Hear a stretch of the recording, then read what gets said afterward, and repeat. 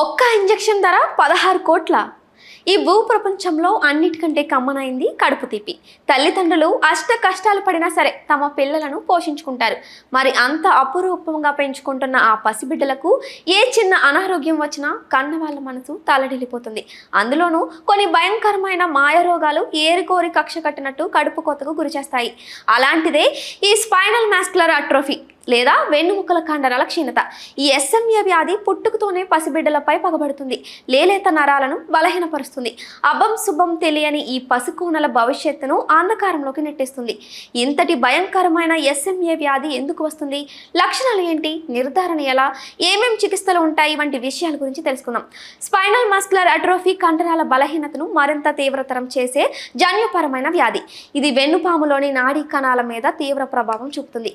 దీనివల్ల పిల్లలు కూర్చోవడం, నిల్చోవడం, పాకడం, నడవడం, తినడం, శ్వాస తీసుకోవడం వంటి పనులకు సాయం చేసే కండరాలను యాంటీరియల్ హార్న్ కణాలు నియంత్రిస్తాయట. ఇవి క్షీణించిన లేదా మరణించిన క్రమంగా కండరాలు బలహీనమవుతాయట. దీనివల్ల పిల్లలు సొంతంగా కూర్చోవడం, లేవడం, నడవడం, కొన్నిసార్లు శ్వాస తీసుకోవడం, ఆహారం మింగడం కష్టమవుతుందట. ఈ వ్యాధి బారిన పడిన పిల్లల్లో తెలివితేటలు అందరిలా మామూలుగానే ఉంటాయి, కానీ కాళ్ళు చేతులు భాగాల్లో కదలికలు ఉండవట.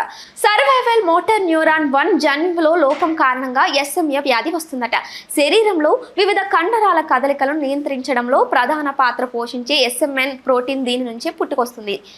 ఈ జన్యువులు లోపించడం వల్ల ప్రోటీన్ తగినంత ఉత్పత్తి కాదు. తద్వారా చలన నాడీ కణాలు క్రమంగా దెబ్బతింటూ వస్తాయట. ఫలితంగా మెదడు మరియు కండరాల మధ్య సిగ్నల్స్ ప్రసారం ఆగిపోతుందట. ఈ వ్యాధి బారిన పడిన పిల్లల్లో కండరాలు మెత్తబడిపోయి శరీరం పట్టు లేకుండా ఉంటుంది. చలన నైపుణ్యాల అభివృద్ధి నెమ్మదిస్తుంది. వేళ్లకు వణుకు వస్తుందట. దగ్గు, శ్వాస తీసుకోవడంలో ఇబ్బంది ఉంటుంది. అలాగే కండరాల బలహీనత కారణంగా వెన్నుముక్క వంకర తిరగడం, కీళ్లలో బిగురు ఏర్పడటం వంటి లక్షణాలు ఉంటాయట. డాక్టర్లు శారీరకంగా పరీక్షలతో పాటు SMN1 జన్యు లోపాలను గుర్తించడానికి జన్యు పరీక్షలు చేస్తారు. కండరాలు, నరాల పనితీరును అంచనా వేయడానికి ఎలక్ట్రోమయోగ్రఫీ, నరాల ప్రసరణ స్టడీస్ ఉపయోగిస్తారు. ఈ వ్యాధి వీలైనంత తొందరగా గుర్తించడం వల్ల మెరుగైన చికిత్స అందించడానికి అవకాశం ఉంటుంది.